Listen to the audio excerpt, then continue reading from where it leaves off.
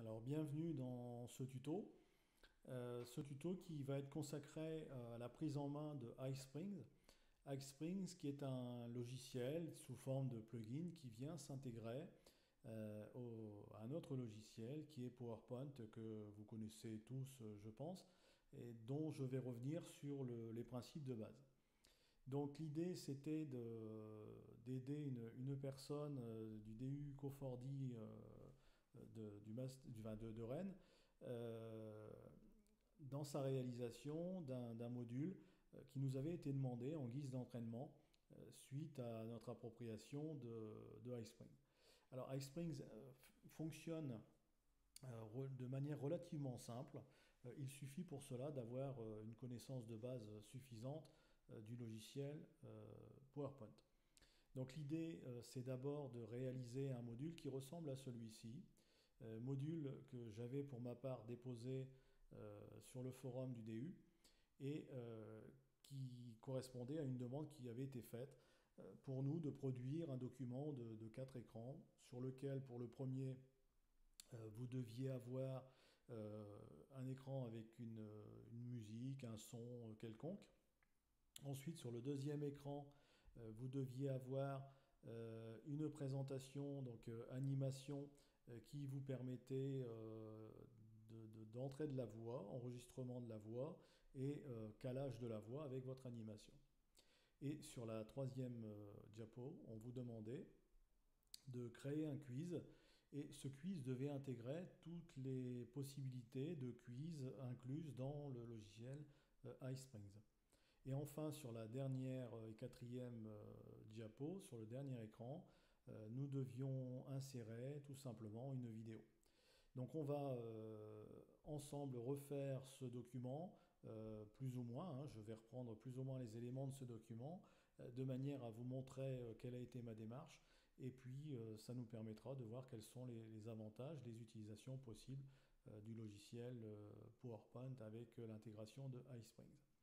Alors, je reviens sur cet écran. Alors cet écran qui est ici est le premier. Alors je vais supprimer tous ces éléments-là. Voilà, et nous allons reprendre la procédure complètement pour voir comment intégrer tous ces éléments. Alors, ce petit logo qui est ici en bas à gauche, lui, est intégré. Alors, je vais masquer, ne plus masquer la diapositive. Voilà. Ce petit logo qui est ici, vous voyez que je n'ai pas la possibilité de le sélectionner. Alors pourquoi je n'ai pas la possibilité de le sélectionner? C'est une volonté de ma part, bien entendu, puisque je pense que ce document pourra, devra et pourra être partagé à la seule condition, bien entendu, à la fois, je vais dire, de citer son auteur, même si pour moi, ça n'est pas la chose la plus importante, mais surtout, il ne peut pas être commercialisé. Alors, si vous voulez agir de la sorte sur vos documents, vous allez tout simplement, donc ici, nous sommes bien dans PowerPoint, d'accord, donc voici la page d'accueil de PowerPoint. Vous avez ici sur l'accueil les différents onglets qui vont vous permettre de choisir vos polices, etc.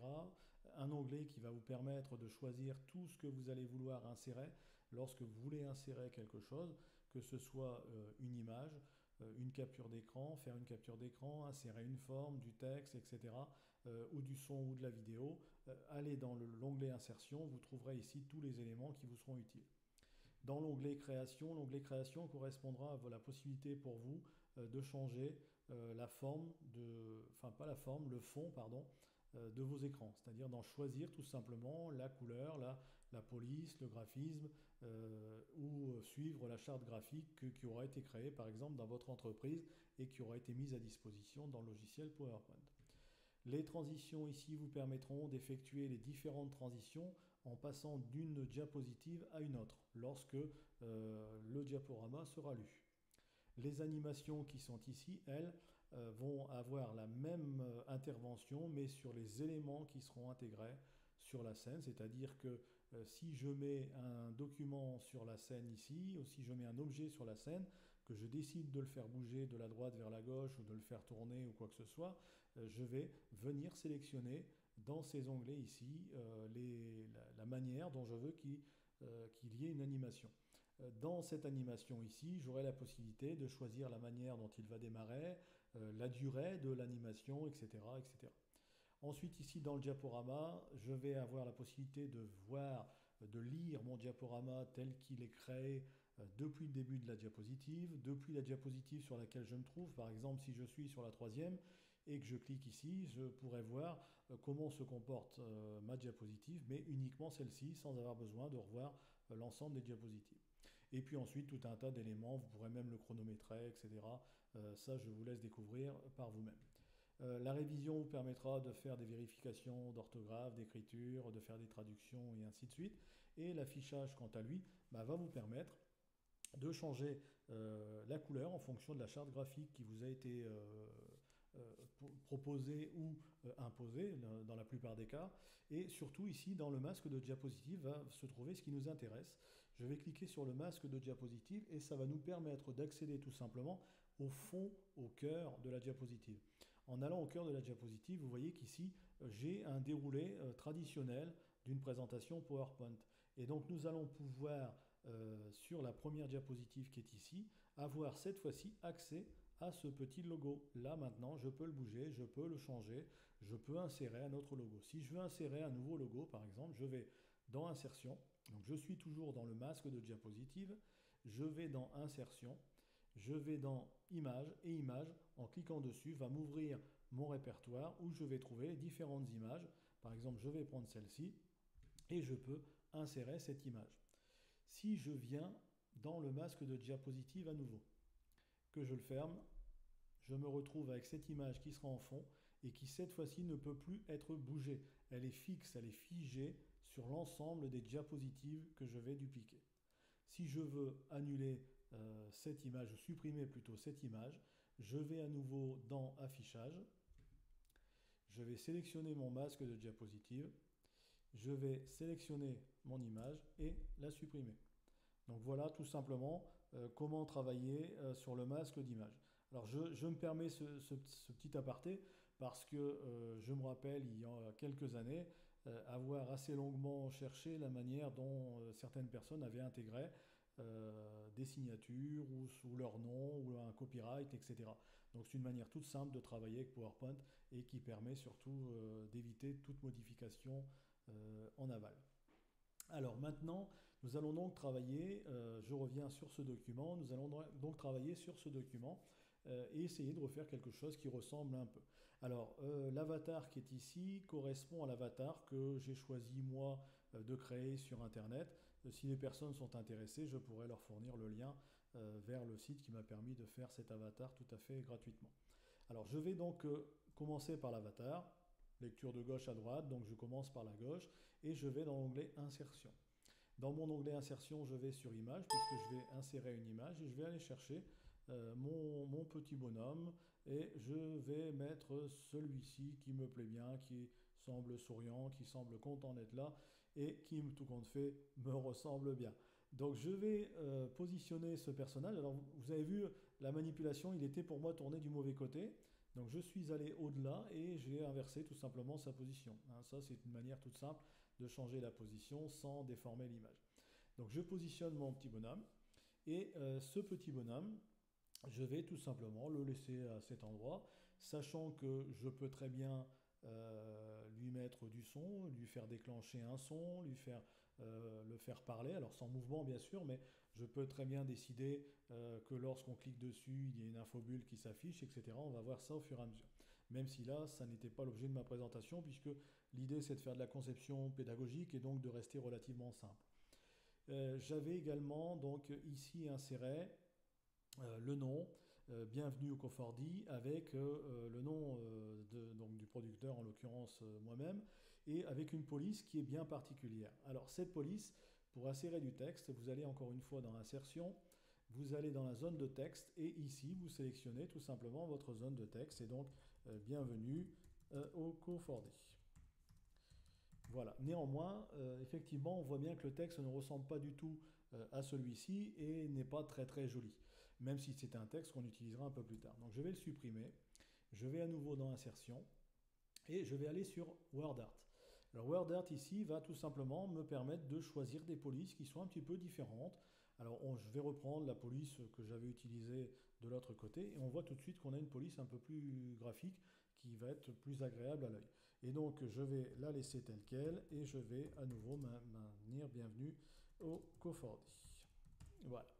Alors, bienvenue au Cofordi. Par défaut, mon texte se trouve bien au milieu. Alors, je vais le positionner un peu n'importe où et on va comprendre après pourquoi.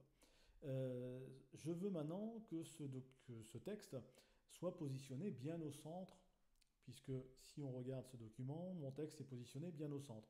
On peut le placer où on veut, on peut décider de le placer à droite, à gauche, peu importe, selon l'envie de chacun. Personnellement, j'avais décidé de le placer bien au milieu. Pour ce faire, c'est très simple, pas de calcul à faire.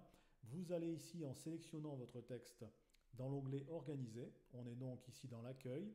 On peut, dans l'accueil format, voilà, vous le retrouvez également. Vous avez ici la possibilité d'aligner, d'accord? La plupart de ces onglets, vous les retrouvez un peu partout. J'ai organisé ici, vous voyez, dans l'accueil. Si je vais dans Format ici, puisque je suis bien dans le format de l'image, j'ai tous les éléments WordArt qu'on vient de trouver. J'ai la possibilité d'en changer, vous voyez aussi la forme, c'est-à-dire que je peux mettre un bord Amazon de texte. Et je peux également l'aligner. Si je vais ici dans Aligner, ben, je vais tout simplement avoir la possibilité de positionner mon texte au milieu avec un seul clic.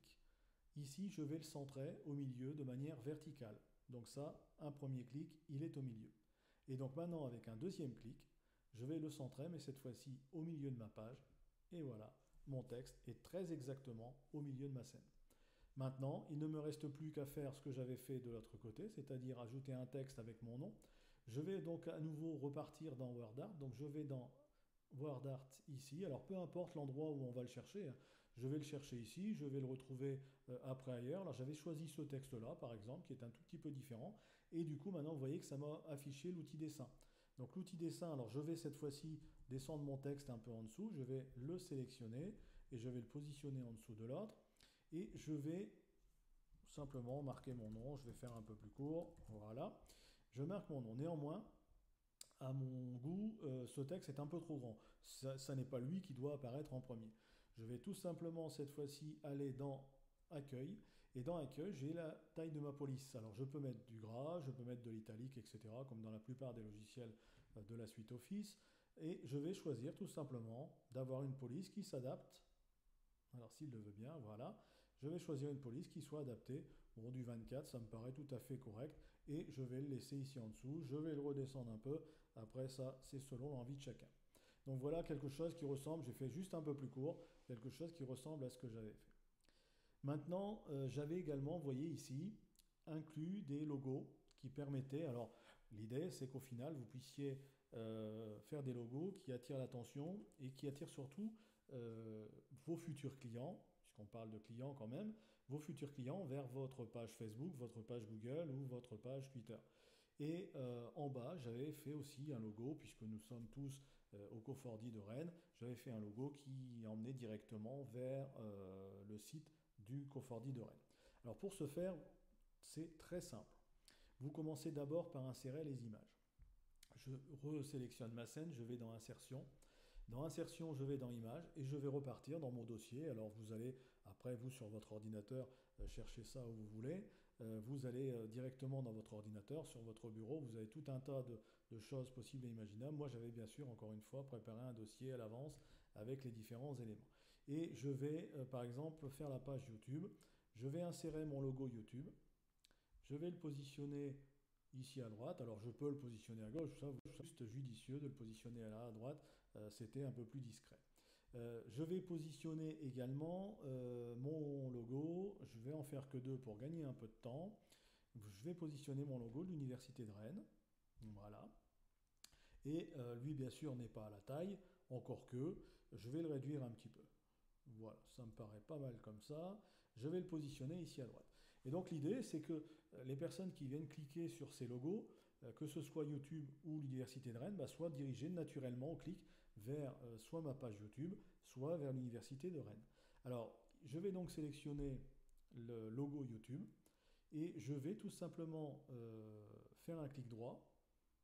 Je vais sélectionner ici lien hypertexte et là, il va me demander d'entrer l'adresse de ma page YouTube. Alors j'ai la possibilité de l'envoyer également avec une autre image vers un document qui viendra en plus de la ressource vidéo ou vers une adresse de messagerie. Donc moi ici, je veux l'envoyer vers ma page YouTube. Alors je vais aller chercher mon lien YouTube. Alors j'avais fait un copier, j'avais prévu déjà à l'avance mes liens YouTube avec la page commune à tous. Néanmoins, on peut bien entendu prendre l'adresse de sa page perso. Je vais faire un clic droit et je vais coller ma page YouTube. Je vais donc ici faire la même chose avec l'Université de Rennes. Je vais faire un clic droit, je vais sélectionner lien hypertexte, je vais aller chercher mon lien prévu à l'avance vers l'Université de Rennes. Je vais donc copier cette adresse et je vais venir la coller ici à l'endroit demandé et je fais OK. J'ai donc maintenant ici deux images avec en théorie deux liens, un qui m'emmène vers YouTube et un qui m'emmène vers l'Université de Rennes. Maintenant, moi j'ai envie de voir quand même, parce que je ne veux pas aller plus loin et pour ne pas perdre de temps si je me suis trompé, je veux vérifier. Donc je vais tout simplement aller dans Diaporama et une fois que je suis dans Diaporama, je vais lire mon diaporama à partir du début puisque je suis à la première diapositive, mais je pourrais aussi faire à partir de la diapositive actuelle. Donc on va essayer la diapositive actuelle et je suis donc ici sur la diapositive actuelle. Alors vous ne voyez pas la totalité de l'écran puisque la taille de l'enregistrement est un peu plus courte que ça. J'ai bien ici, vous voyez, et là cette fois-ci sur mon logo de l'Université de Rennes, j'ai l'inscription, un petit pop-up qui vient s'ouvrir avec le lien. Ce qui veut dire que si je clique dessus, normalement il va ouvrir naturellement mon navigateur et m'envoyer vers le site de l'Université de Rennes. Voilà, ça fonctionne. Parfait. Maintenant, si je vais cliquer sur ma page YouTube, il devrait faire pareil et m'emmener cette fois-ci vers, alors, hop, voilà, il devrait m'emmener vers ma page YouTube et il m'a bien ouvert une page YouTube et il m'a bien ouvert en même temps l'Université de Rennes. Voilà, donc ça fonctionne. Maintenant, je repars à mon écran de travail. Je vais donc faire tout simplement échappe. Je vais fermer cette fenêtre. Je fais échappe pour revenir à mon écran. Alors échappe ou escape hein, pour ceux qui sont anglophones, c'est-à-dire totalement à l'opposé de ma personne. Voilà, donc maintenant, la première page est faite, mes liens sont faits, je vais passer à la seconde. La seconde, souvenez-vous, j'avais tout simplement prévu une animation avec le chemin des 90 heures, un parcours de 6 mois et les différents séminaires. Alors pour gagner du temps, je vais aller ici dans Insertion. Je vais choisir les formes qui sont donc ici. Je vais ouvrir ma page, mon onglet de formes et je vais sélectionner une flèche. Alors j'avais pris de mémoire cette flèche-là. Je vais ici maintenant la détendre jusqu'au bout. Je vais laisser un peu de place pour laisser la possibilité me laisser la possibilité d'inscrire mes 90 heures à côté. Et cette flèche-là, par défaut, ne me plaît pas trop. Donc je fais un clic droit dessus. Et vous voyez que j'ai accès cette fois-ci au style de ma flèche. Alors j'ai également accès au style de ma flèche ici en haut à gauche et je peux sélectionner la taille, la forme, la couleur de ma flèche comme je le veux. Donc si je clique sur le style de ma flèche, j'ai la possibilité de voir en direct la flèche s'afficher, voilà, comme ceci. Donc celui-ci me plaît bien, ça me permet d'avoir une flèche qui effectivement correspond à ce que j'ai envie de faire. Donc une fois que ma flèche est mise, j'avais, vous le voyez ici, je m'étais dit, je vais présenter le temps, donc le DU Cofordy qui dure 90 heures sur une durée de 6 mois, qui est composé de 7 séminaires. Donc je vais maintenant insérer ce que je peux visualiser comme étant les séminaires. Donc là, bien entendu, je vais repartir dans Insertion. Pour rester simple, je suis resté dans les objets PowerPoint. Je peux très bien insérer autre chose, une image quelconque, un objet 3D, peu importe. Donc à ce moment-là, si on voulait insérer une image, par exemple, je ferai ceci, image. Je vais chercher une image et on va dire, par exemple, allez, je vais changer, tiens, je vais prendre une image et je vais dire que ça va représenter mes séminaires. Je vais donc réduire mon image. Et je peux très bien avoir cette image-là qui vienne à un moment donné s'afficher de la même façon que je l'ai fait dans ma première présentation pour représenter mes séminaires. Donc là, juste pour montrer ce qu'on pouvait faire. Donc moi, je repars sur Insertion, je vais choisir des formes et dans Formes, ici, je vais prendre un document, je vais essayer de reprendre le même que j'avais utilisé la première fois, qui doit se trouver, je crois que c'était celui-ci. Voilà, il me semble que... Voilà. Donc ça, on va dire que ce sont les symboles de mes différents séminaires. Alors, mes différents séminaires, je les ai ici nommés avec une barre qui descend, avec le nom de chaque séminaire en dessous, avec bien sûr des tailles différentes puisqu'ils vont suivre la forme de ma courbe. Alors, je vais en faire un, et celui-là, je vais tout simplement le dupliquer, ce qui me permettra de gagner du temps. Ça veut dire que je vais ajouter un trait en dessous, je vais à nouveau dans Insérer, je vais dans Forme, cette fois-ci j'ai besoin d'un trait, je vais choisir le trait que je vais faire descendre ici, voilà.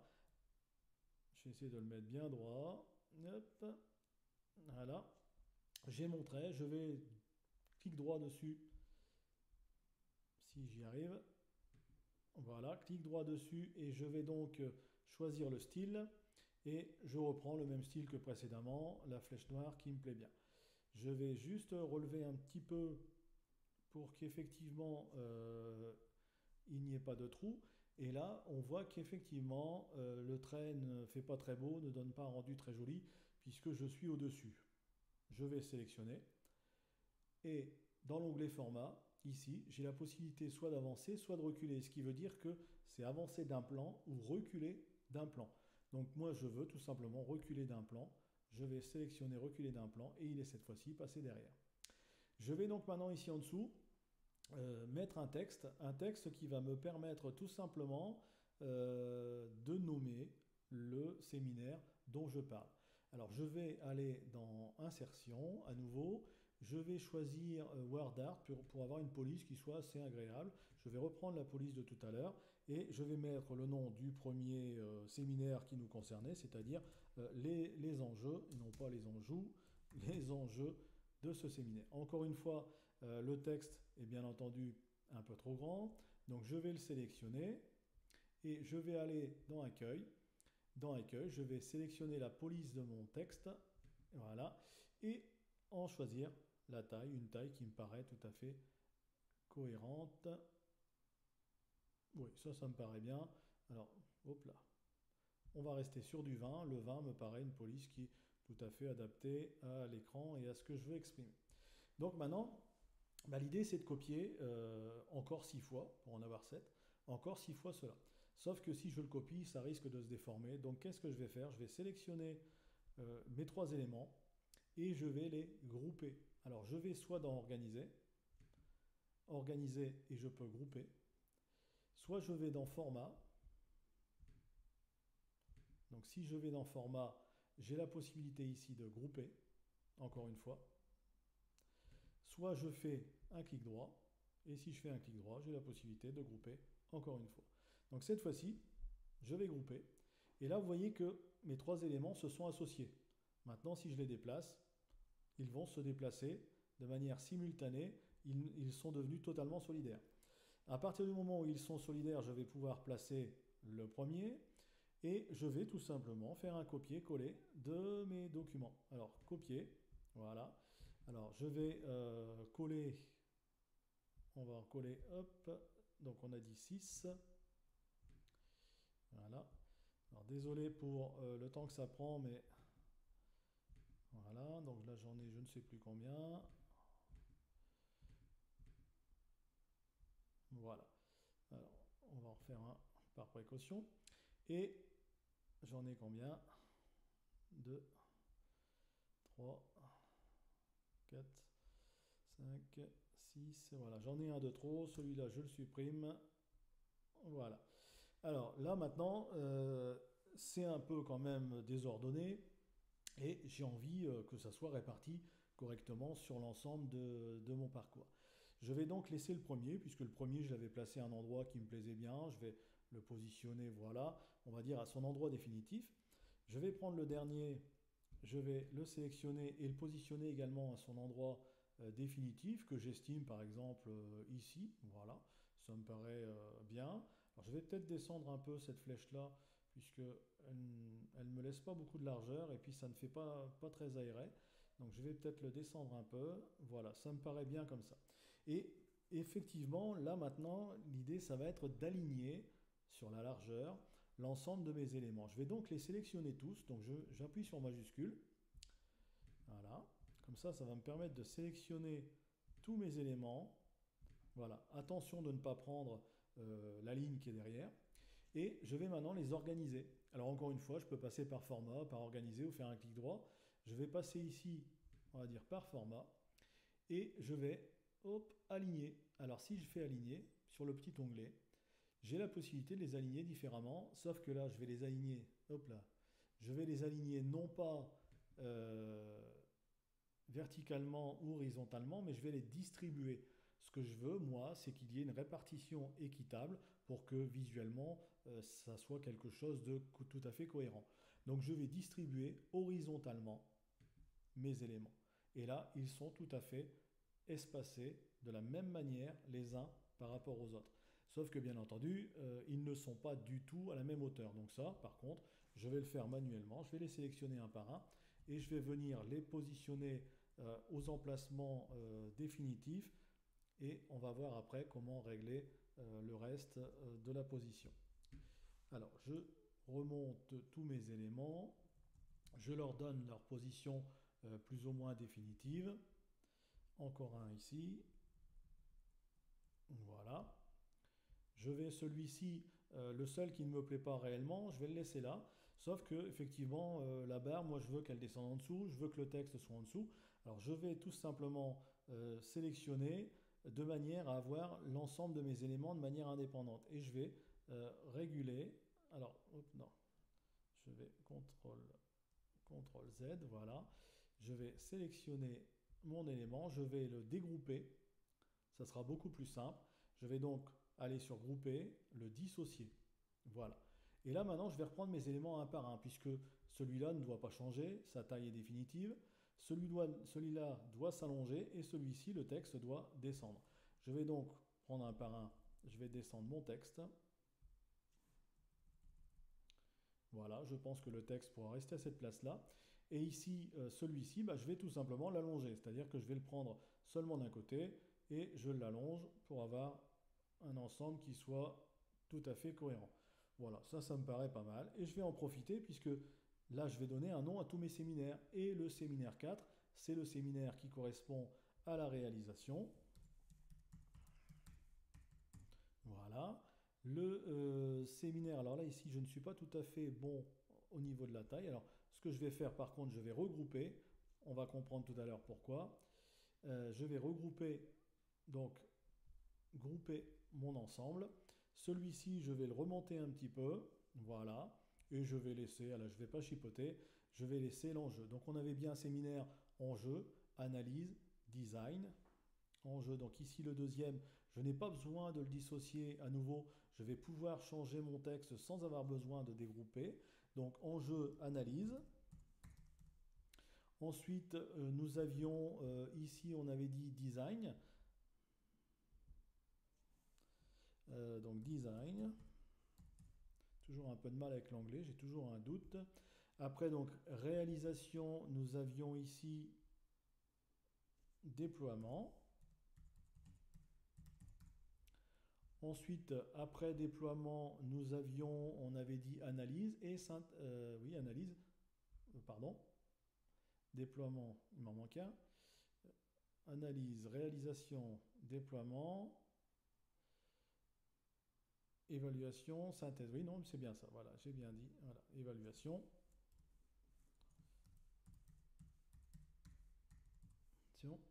Et donc, nous terminons ici par la synthèse. Donc, vous voyez l'importance de bien répartir au départ en le faisant avec l'organisation, c'est que du coup mes textes n'arrivent à ne pas chevaucher et quelle que soit leur taille, ils sont tous leur centre et tous répartis et partout répartis au même endroit. Alors maintenant donc je vérifie une dernière fois qu'ils sont bien tous groupés. Ça va m'être utile par la suite parce que ce document va me permettre de leur donner une animation et je voudrais qu'ils arrivent tous en même temps. Voilà, synthèse, il me donne une faute d'orthographe, ce qui est tout à fait normal, logique, voilà. Maintenant, sur mon autre document qui est ici, je vais à nouveau, je sais que je vais parler de ressources, je vais insérer les ressources et je vais insérer également la représentation du groupement ainsi que mon texte représentant mes 90 heures. Donc les 90 heures, je reprends un texte, donc je vais dans Insertion, je repars dans WordArt, je sélectionne ce texte à nouveau et je fais un texte ici, donc 90 heures. Voilà. Je vais bien sûr réduire la taille de mon texte puisqu'elle est quand même légèrement trop importante. Donc toujours la même opération.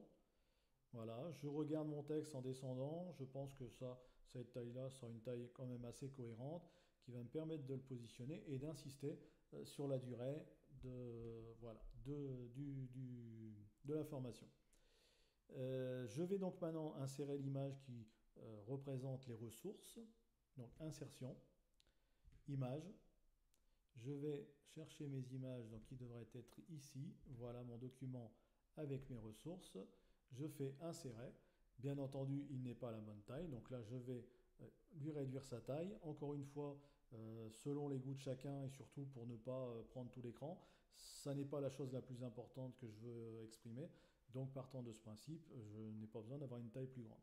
Je fais pareil pour donc insertion image pour aller chercher ce qui symbolise mon regroupement. Pardon.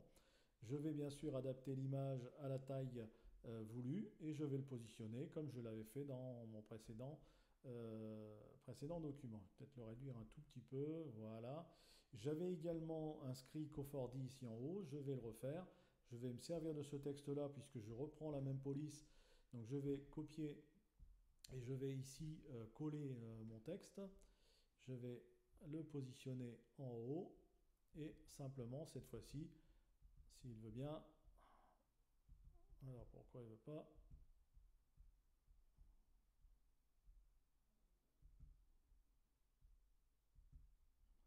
Pourquoi il ne veut pas? Je ne sais pas. Ah si, voilà, alors voilà, vous voyez, une erreur de débutant, j'efface mon texte. Alors pourquoi ça s'est passé comme ça? Parce que ici, quand j'ai sélectionné mon texte, j'ai fait clic droit, copier. Donc jusque-là, tout va bien. Ici, je fais clic droit, j'ai la possibilité de coller, utiliser le thème de destination. Donc là, je fais un copier. Et là, je vais positionner mon texte ici, et là, il n'y a aucun problème. Je peux inscrire Cofordy, c'est-à-dire que je peux écrire le texte que je voulais écrire sans aucun souci. Si maintenant, le texte que j'ai copié ici, je décide cette fois-ci de le coller, mais le coller sous format image, bien effectivement, il m'a fait une image de mon texte. Mon texte étant devenu une image, je n'ai plus la possibilité de le modifier. Donc, si vous faites clic droit, utilisez le thème de destination. Si vous avez copié une image, ça reste une image. Si vous avez copié un texte, ça reste un texte. Si par contre, vous copiez et vous allez ici sur image, vous copiez image et vous n'aurez plus la possibilité d'intervenir dessus. Je ne peux maintenant donc que l'agrandir. Donc ça, l'agrandir, il va me le faire. Sauf que du coup, regardez à quoi ressemble mon texte. Donc si je le supprime, par contre ici, je vais sélectionner mon texte. Si je l'agrandis, mon texte, lui, reste à la même taille, puisque c'est la taille de ma police qui va définir la taille de mon texte, et non pas, voilà, là je fais des bêtises, et non pas tout simplement la taille du cadre qui comporte mon texte. Donc voilà, donc c'était bien, ça m'a permis aussi effectivement de découvrir quelque chose auquel je n'avais jamais réellement prêté l'attention. Alors ensuite, nous allons passer au quiz. Alors ce quiz ici derrière, on va donc passer au troisième écran. Je vais en rajouter un tout de suite puisque je sais qu'à la fin, j'aurai un quatrième écran. Et cette fois-ci, nous allons passer à une autre vidéo que je vous invite à visionner dès que vous le voulez, qui va nous permettre de voir comment créer le quiz.